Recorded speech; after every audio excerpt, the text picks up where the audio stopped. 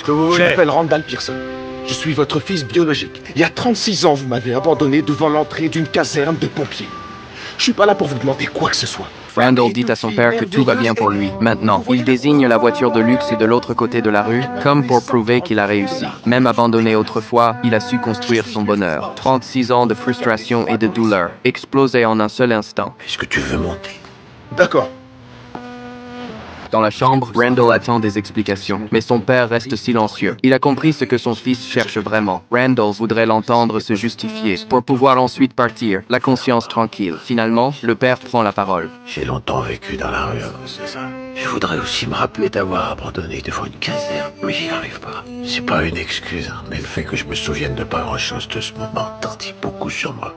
Ces mots suffisent à faire exploser Randall. Il crie tout ce qu'il a gardé enfoui pendant des années, puis claque la porte de rage. Mais au moment où elle va se refermer, il se retourne. Tu veux voir tes petits-enfants? Je vais chercher ma veste. Et c'est ainsi que Randall ramène chez lui, l'homme qu'il a autrefois abandonné. Devant sa femme et sa fille, le père est mal à l'aise. La petite montre le trou dans son pantalon. Le père parvient tant bien que mal à détendre l'atmosphère. Les jeunes font bien des trous dans leurs pantalons pour être à la mode, non?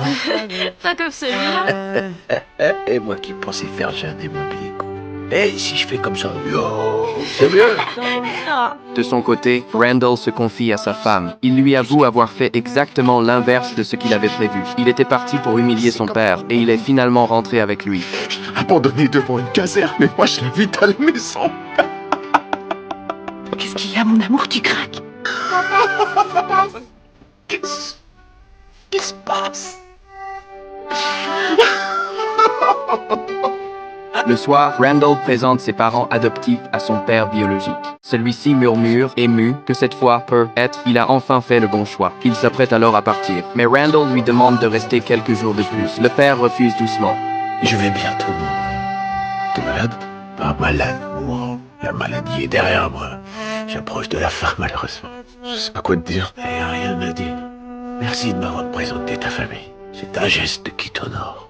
Ton père a dû être fier d'avoir un fils comme toi.